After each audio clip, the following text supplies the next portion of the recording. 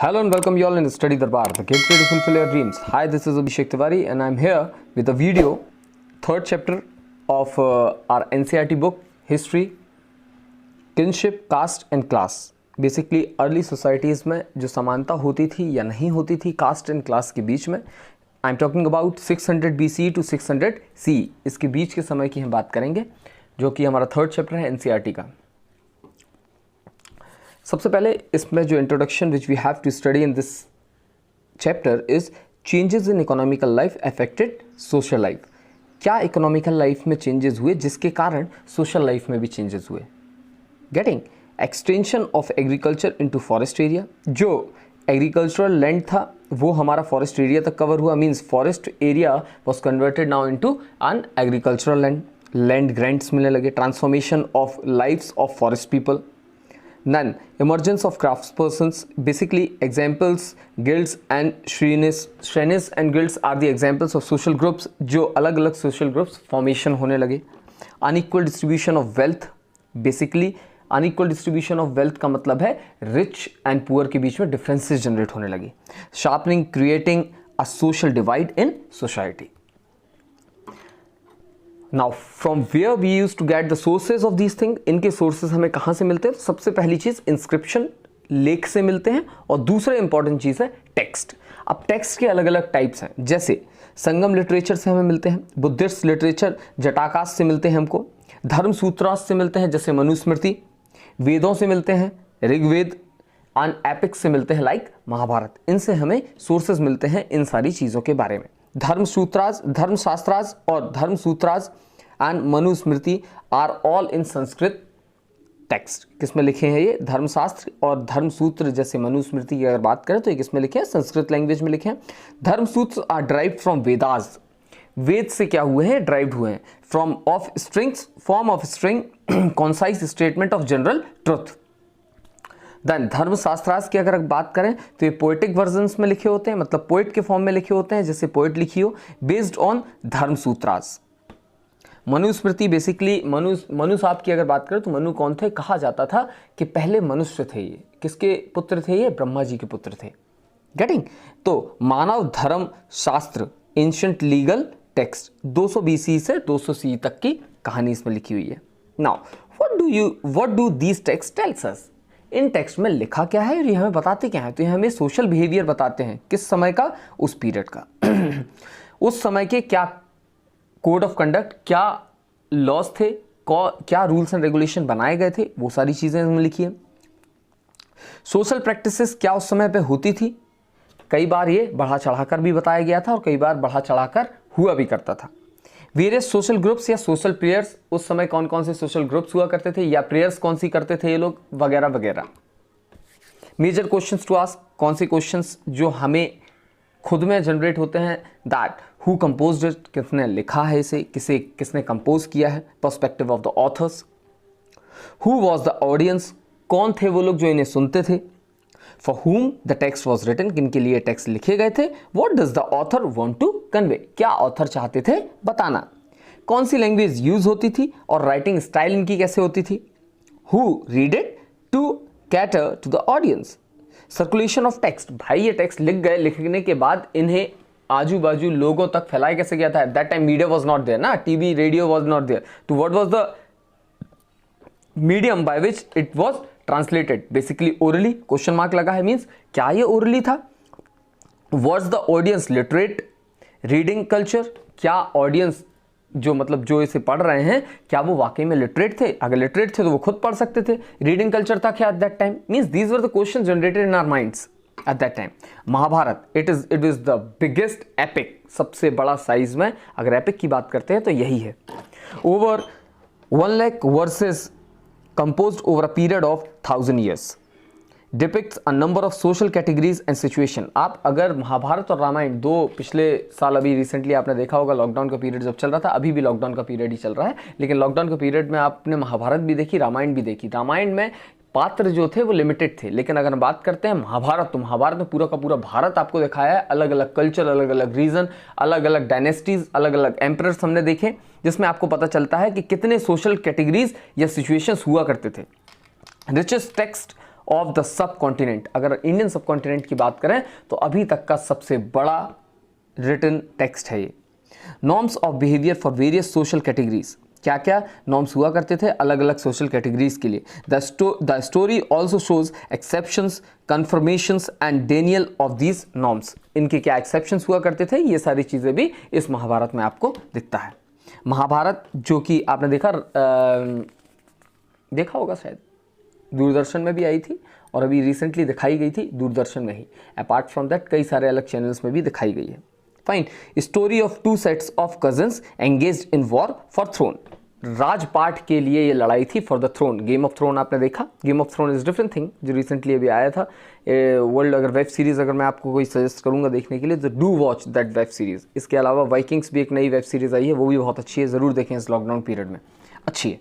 तो महाभारत बेसिकली दो sets of cousins की बात कर रहे हैं, एक थे कौरव, दूसरे थे पांडवास। इनके बीच में क्या हुआ था, कैसे हुआ था, वो सारी चीज़ें, इनके बीच में जो वॉर हुआ था किसके लिए, थ्रोन के लिए, राजपथ के लिए, वो सारी कहानी हमारे महाभारत में दी हुई है। अलग अलग लोग, अलग अलग थिंकर्स इसको अलग अलग तरीके से रिप्रेजेंट भी करते हैं। एट प्रेजेंट ऑल्सो अलग अलग लोग रामायण के, महाभारत के ऊपर अलग अलग चीज़ें बोलते हैं, वो बेसिकली उनके पॉइंट ऑफ व्यू होते हैं। सम पीपल यूज्ड टू से in every human there exist the two sets of cousin which was shown in Mahabharata. Kaurava भी हमारे अंदर है, पांडव भी हमारे अंदर है, हमें जानना है कि हमें किसका साथ देना है। That's the thing, getting? Now, other important characters अगर हम बात करें, सेज व्यास की बात करें, व्यास की बात करें, ठीक है, गणेश जी की बात करें, एकलव्य की बात करें, गुरु द्रोणा की बात करें, हिडिम्बा की बात करें या घटोत्कच की बात करें, दीज ऑल आर द पात्र, these all are the characters of Mahabharata. Mahabharata में ये सारे लोग दिखे थे। व्यासपीठ अगर बात करें, आज भी हम करते हैं, ठीक है। गणेश जी की बात करें तो गणेश जी ने, कहा जाता है कि महाभारत को लिखा एक्चुअली किसने है, तो गणेश जी ने लिखा है। एकलव्य की बात करें तो एकलव्य कौन थे, ये वो एक स्टूडेंट था एक गुरु का, जो एक्चुअली उनकी मूर्ति बना के उनसे चीज़ें सीख रहा था। एक्चुअली वो छुप के उनसे सीख रहा था। गुरुद्रोण उनके गुरु थे, लेकिन गुरुद्रोण ने कभी उन्हें अपना शिष्य नहीं माना, और गुरुद्रोण ने अगर उनसे शिष्य मान भी लिया तो उनसे जो गुरु होता था, गुरु क्या मांगता था उनसे, गुरु दीक्षा मांगता था। गुरु दीक्षा में उन्होंने क्या लिया था उनसे, अपना अंगूठा मांग लिया था। तो एकलव्य ने बिना कुछ सोचे अपना अंगूठा काट के दे दिया था। कहा जाता है कि अगर एकलव्य का अंगूठा नहीं जाता तो ही जो वो इंसान थे वो दुनिया के सबसे बड़े धनुर्धर माने जाते। जो खिताब अभी अर्जुन को दिया गया है वो अर्जुन को ना देकर किसे दिया जाए, एकलव्य को दिया जाता। तो कहीं ना कहीं कई लोग इसे बोलते हैं कि Gurudron was partial in this context, कि उन्होंने अर्जुन के लिए एकलव्य का अंगूठा ले लिया। Getting these all the thing. Hidimba की बात करें तो हिडिम्बा कौन थी, हिडिम्बा घटोत्कच साहब की, घटोत्कच की माँ थी। और हिडिम्बा कौन थी, तो हिडिम्बा भीम की वाइफ थी। ये एक असुर थी जिनकी शादी भीम से होती है, जिनका लड़का होता है घटोत्कच, ठीक है। तो दिस ऑल कहानी, जो ये सारी कहानी है, ये सारी चीज़ें आपको पता चलेगी। घटोत्कच हिडिम्बा का लड़का नहीं था, हिडिम्बा का लड़का था, बेसिकली पौत्र था, ठीक है। तो ये पूरी कहानी, ये अगर देखें तो पूरी वंशावली दी हुई है। कुरु से आते हैं हमारे गंगा, गंगा से शांतनु, शांतनु से सत्यवती और प्रसारा। देन बात करें जो गंगा थे तो गंगा पुत्र आपने देखा होगा भीष्म। देन ये कहानी है पूरी अलग अलग, ये पूरी वंशावली है। फाइनली आप देखते हो मेल एंड फीमेल से दर्शाया गया है कि शांतनु की पत्नी गंगा थी और सत्यवती भी थी, प्रसारा, फिर इनके पुत्रों के वंशावली पूरी एक साथ, पूरी की पूरी वंशावली यहाँ पे दी हुई है। आप इसे देख सकते हो कि कितने कैरेक्टर्स हुआ करते थे, आप याद करना भी मुश्किल पड़ जाता है कई बार ना। Critical edition of Mahabharata, why was it required, इसकी ज़रूरत क्यों थी। Mahabharata is the oldest epic, सबसे पुराना एपिक की अगर बात करें तो महाभारत है। हैंड रिटन कॉपीज़ इसकी थी at ancient time. Copies of Sanskrit text as well as translated into various languages, अलग अलग लैंग्वेजेस में भी इनको बनाया गया था। Led to addition of various shlokas, इसमें कई सारे श्लोक्स ऐड भी किए गए थे। Many editions, different numbers of shlokas, different versions, कई सारे एडिशन हैं, किसी में श्लोक कम है, किसी में श्लोक ज़्यादा है, और अलग अलग वर्जन्स में महाभारत लिखी गई है। Critical editions of Mahabharat continue. Project in 1919 leadership of V.S. Sukthankar, Indian इन्होंने संस्कृत, ये एक संस्कृत के पाठ्यकर्ता थे और इन्होंने सबसे पहले इसको प्रोजेक्ट 1919 में किया था। टुक 47 ईयर टू कंप्लीट, 47 साल लगे थे इसको कंप्लीट करने में, बहुत बड़ा टास्क था। Preparing the critical edition of Mahabharata, collecting various Sanskrit manuscript of text, हमने संस्कृत मैन्यूस्क्रिप्ट टेक्स्ट के एकत्रित किए थे। Collecting text in other languages also, दूसरे लैंग्वेजेस में जो टेक्स्ट लिखे गए थे, महाभारत के वर्जन्स लिखे गए थे, उनको भी कलेक्ट किया। फिर various parts of the India, हमने इनको अलग अलग पार्ट, भारत के अलग अलग पार्ट घूमे, वहाँ से एकत्रित किए। मल्टीपल स्क्रिप्ट में ये चीज़ें मिली। Comparing the verses of each manuscript, जितने भी हमें मैन्यूस्क्रिप्ट मिले सबको हमने कंपेयर किया। एंड फाइनली इनने एक करके और एक बना के दी हमें compile Mahabharata. Getting how was the content compared? अब भाई कंटेंट को कंपेयर कैसे किया? Selected verses which were common in maximum number of edition. भाई सबसे पहले हमने वो सारी चीजें उसमें लिखी जो चीजें मैक्सिमम एडिशन में कॉमन था। These were the published in volume, अलग अलग वॉल्यूम में इनको पब्लिश किया गया। रिजल्ट क्या हुआ? Several common elements in Sanskrit versus of the story, कई सारी चीजें हमें कॉमन मिली और वो संस्कृत स्टोरीज में, संस्कृत वर्जन में लिखी गई। रीजनल वेरिएशन अगर बात करें, intermingling of the local culture with the dominant one. भाई अगर रीजनल की बात करें तो अलग अलग रीजन में अगर वो लिखी गई होगी तो अलग अलग रीजन के बारे में, उस पर्टिकुलर रीजन के बारे में बढ़ा चढ़ा के लिखा गया होगा। डोमिनेंट उस पर्टिकुलर रीजन का बताया गया होगा। Complex processes, dialogue between dominant tradition and local ideas, sometime conflicting ideas, at other times consensus. Now basic understanding की बात करें, text written in Sanskrit Brahmanas. सबसे पहले अगर टेक्स्ट रिटन कैसे हुआ तो हम बात करते हैं संस्कृत में लिखा था। किसने लिखा था? ब्राह्मण्स ने लिखा था। Myth, in 19th and 20th century everything written was practiced। Myth क्या था? ये 19वीं और 20वीं सदी में जो कुछ भी लिखा गया था वो एक्चुअली प्रैक्टिस्ड हुआ करता था, मतलब एक्चुअली प्रैक्टिकली भी हुआ करता था। When read other works, although ideas in Sanskrit text were recognized as authoritative, मतलब संस्कृत लैंग्वेज में जो भी चीज़ लिखी गई थी हम उसको मानते हैं कि सबसे उच्च वही है, मतलब उसको हम लेके चलते हैं कि ये आइडल है। बाकी सारी चीज़ें हम कंपेयर करने के पॉइंट ऑफ व्यू से रखें। Yet were challenge frequently and questions to even rejected, लेकिन continuously yet were challenge frequently and question to even rejected. Sanskrit में जो भी चीज़ लिखी गई थी उनको कंटिन्यूसली चैलेंज किया जाता था, लोग बोलते थे, क्वेश्चन करते थे और कई बार वो चीज़ें रिजेक्ट भी कर दी जाती थी। Hence important to critically examine the sources, जो भी सोर्सेस थे उसे क्रिटिकली एग्जामिन किया गया था कि क्या सही है, क्या गलत है, क्या हमें फाइनली रखना है और क्या नहीं रखना है। वाई रिक्वायर्ड द टेक्स्ट, इन टेक्स्ट को रखना ज़रूरी क्यों था? अगर हम बात करें 500 BC ऑनवर्ड्स, 500 BC के अगर बाद हम बात करें, मनुस्मृति जो कि लिखी गई थी 200 से 200 CE तक। Interchange of new ideas due to trade, भाई नए आइडियाज़ कब ट्रेड में आते हैं? अगर हम बात करें मैप्स कब बनाए गए थे, कि जिसे हम मैप्स के जो फॉर्मेशन हुआ था, मैप्स कब बनाए गए थे? तो मैप्स हम बोलते हैं मिडिवल हिस्ट्री के समय पे बनाए गए थे। क्यों बनाए गए थे? क्योंकि ट्रेड जो एक्चुअली ट्रेड हुआ, एक्सपोर्ट इंपोर्ट होना स्टार्ट हुआ था, वो मिडिवल हिस्ट्री में होना स्टार्ट हुआ था। एंड सबसे ज़्यादा अगर हम बात करें कि मैप्स बनाने में सबसे ज़्यादा योगदान किसका था, तो इट वाज द सेलर्स, जो एक जगह से दूसरी जगह जाते थे और बताते थे कि हमारे ईस्ट साइड पे ये होगा, वेस्ट साइड पे ये होगा, ये था, नॉर्थ पे ये था, साउथ पे ये था। ये सारी चीज़ हमें पता चलती है। Questioning of old beliefs and practices, भाई क्वेश्चन उठते हैं कि पहले क्या हुआ करता था, कैसे किए करते थे, ये सारी चीज़ें आती हैं।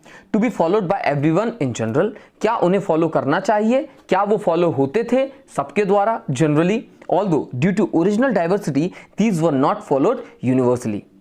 भाई लेकिन ड्यू टू रीजनल डाइवर्सिटी, हमारे इधर इंडिया की अगर हम बात करें या वर्ल्ड की बात करें तो रीजनल डाइवर्सिटी इज देयर, अलग अलग जगह अलग अलग तरीके के लोग रहते हैं, अलग अलग वहाँ की टोपोग्राफी होती है, अलग अलग कल्चर होता है, अलग अलग रहन सहन होता है, अलग अलग भाषा बोलियाँ होती हैं, जिसके कारण यूनिवर्सली ये सारी चीज़ें फॉलो एक सी नहीं होती थी, अलग अलग जगह की अलग अलग कहानियाँ होती हैं।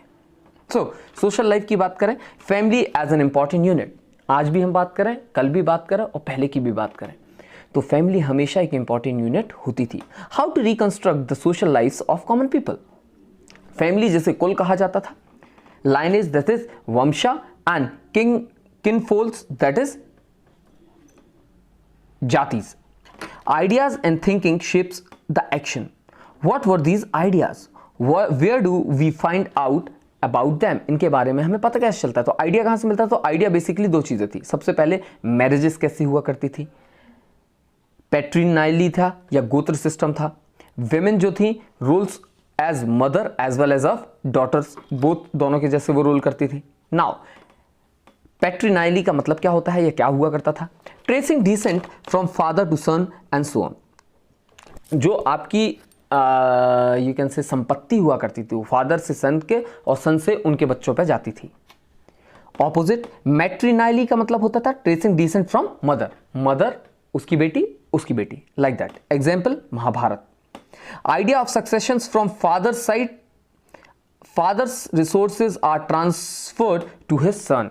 भाई हमारे यहाँ पैट्रियार्की का सबसे बड़ा उदाहरण यही मिलता है कि जो पिता होते थे, पिता के रिसोर्सेज किसको मिल जाते थे? उसके पुत्र को मिलते थे, फिर उसके पुत्र को मिलते थे। जायदाद पे हक किसका होता था? उसके पुत्र का। पहले ये था। Daughters question mark, no claim on resources. Daughters को मिलते थे क्या? इसके बारे में हमें कुछ नहीं पता। Exception, variations in practices given to brother such as Pandu to Dhritarashtra. भाई जो अगर हम बात करें कि given to brothers such as Pandu to Dhritarashtra, Pandava ने अपने भाई धृतराष्ट्र को ये सारी चीज दे दी थी। Given to next of kin, next women. Rare cases अगर हम बात करें तो जैसे एग्जांपल है पार्वती गुप्त, प्रभावती गुप्त, गुप्ता पीरियड की अगर बात करें तो प्रभावती गुप्ता को भी क्या मिल गया था? रेयर केसेस में आपका पूरा जो पिता का साम्राज्य जो था बेटी को मिल गया था। ठीक है, अगर हम रिसेंट मिडिवल हिस्ट्री की बात करें तो एकमात्र लेडी हुआ करती थी जिसका नाम था क्या? रजिया सुल्तान, जिसे पिता ने अपनी सल्तनत दे दी थी, पूरा मतलब राजपाट दे दिया था, जिसको हम बोलते हैं अगर इंडिया की पहली लेडी सुल्ताना की बात करें तो कौन थी? रजिया सुल्तान। उसके अलावा हमारे यहाँ भी पैट्रियार्की ही चलता है। रिच एंड पुअर अलाइक, गरीब और जो अमीर हैं उनको बराबर समानता दिया जाता था। क्षत्रिय एंड ब्राह्मणास, क्षत्रिय और ब्राह्मणास क्या हुआ करते थे, कैसे थे, ये सारी चीजें। नाउ मैरिजेस की बात करें तो endogamy. Now important thing was marriages at that time there were two type of marriages, one was endogamy, another was exogamy. endogamy का मतलब होता है इन मैरिजेस का मतलब होता है विद इन सेम ट्राइब। अगर सेम ट्राइब में किसी लड़की की शादी की जाती है तो उसे कहा जाता था एंडोगैमी। एक्सोगैमी का मतलब होता था इंटर मैरिज का मतलब होता था एक ट्राइब दूसरे ट्राइब के लोगों के द्वारा शादी करवा देते थे। Then there were several types or forms of marriages were there. Some were used to be a good marriages, some were used to be a 8 marriages. हमें जो ancient literature के हिसाब से पता चलता है there were total 8 types of marriages were or the forms of marriages were there. Brahma marriage, Dev marriage, अर्षा marriage, प्रजापत्य marriage, Gandharva marriage, असुर marriage और राक्षस मैरिज एंड दी पिशाच मैरिज। ये 8 टाइप की मैरिजेस हुआ करती थी। कुछ इसमें सही चीज़ें थी, कुछ इसमें गलत चीज़ें थी, वो हम पढ़ेंगे बाद में। Now there were also a system of polygamy. Polygamy का मतलब होता है basically there are 2 type of polygamy. Polygamy का मतलब होता है एक से ज़्यादा शादियाँ करना या एक से ज़्यादा पति रखना या एक से ज़्यादा पत्नियाँ रखना। जब हम बात करते हैं पॉलीएंड्री की तो पॉलीएंड्री का मतलब होता है जब एक बहुपतित्व का मतलब होता है जब एक पत्नी के कई सारे पति होते हैं, एक लेडी के कई सारे पति होते हैं, उसे कहा जाता है पॉलीएंड्री। जैसे पांचाली का था। लाइक पॉलीगाइनी का मतलब होता है जब एक हस्बैंड एक पुरुष के कई सारी वाइफ्स होती हैं, कई सारी स्पाउसेस होती हैं, उसे कहा जाता है पॉलीगाइनी। जैसे कई सारे राजा महाराजे उस समय करते थे। तो 2 टाइप का पॉलीगैमी होता था, एक पॉलीएंड्री एक पॉलीगाइनी। इसके अलावा होता था कन्यादान। कन्यादान का मतलब होता है रिलीजियस ड्यूटीज़ ऑफ फादर अपनी कुछ रिलीजियस ड्यूटीज़ होती हैं जो कन्यादान के रूप में देता है वाइल डूइंग मैरिजेस, जो आज भी आप देखते हो कन्यादान की प्रथा चलती है। तो this was all about the marriages. Now the last topic of this topic is गोत्र। गोत्र का मतलब होता है क्लेन, किस क्लेन को आप बिलोंग करते हो। आज भी आप देखते हो किस गोत्र को आप बिलोंग करते हो। ब्राह्मण्स में, क्षत्रिय में, अलग अलग कास्ट में अलग अलग गोत्र, अलग अलग रिलीजन में अलग अलग गोत्र माने जाते हैं। फॉर्म्स ऑफ क्लासिफिकेशन सबसे पहले इसमें आता है। Second the rules and regulations. सबसे पहले no marriages with the same gotra. Same gotra में मैरिजेस नहीं होती। आज भी हम देखते हैं तो सेम गोत्र में मैरिजेस नहीं होती। Exception led to close knit और कम्युनिटी। एक्सेप्शन है कि आपके बहुत क्लोज फ्रेंड्स, बहुत ज़्यादा क्लोज ट्राइब्स हैं, फ्रेंडशिप में आपने शादी कर दी। Women give up their fathers gotra, change of gotra. दूसरा क्या होता है, विमेन अपना गोत्र जो उसके फादर के द्वारा गोत्र दिया गया था वो गोत्र त्याग के शादी करने के बाद उसे दूसरा गोत्र मिल जाता था। एक्सेप्शन है लेकिन इसमें सतवाहन में सेम गोत्र में शादी की जाती थी, क्योंकि वहाँ पे की अगर बात करें तो वहाँ पे चलता था मेट्रोनाइमिक्स। मेट्रोनाइमिक्स का मतलब होता है importance of mother. For example, Satvahana, name derives from mothers only. Getting? Last but not the least, tracing names to find out its practices. अलग अलग गोत्र, अलग अलग practices, अलग अलग rituals, अलग अलग culture को ध्यान रखते थे. So this is all about in this chapter. I hope आपको चैप्टर क्लियर हुआ होगा. अगर कोई भी दिक्कत, कोई भी डाउट होता है, आप मुझे डायरेक्ट मैसेज कर सकते हो इंस्टाग्राम में, और you can directly comment here for your doubts to be cleared by me. Till then, thank you.